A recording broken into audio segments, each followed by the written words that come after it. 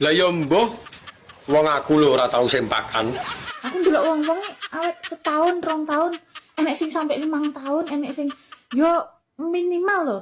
Minimal iki sak wulan yo. Lah kuwi polahe kaya apa no? Sempak sak wulan iso jebol lho.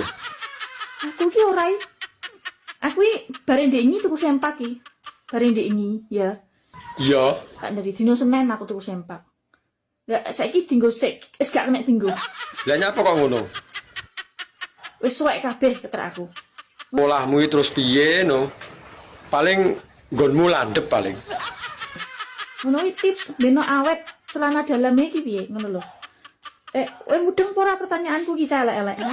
Aja wis elek gak mudeng iso tak mod dasem lho engko. Kowe tuku sempak seng.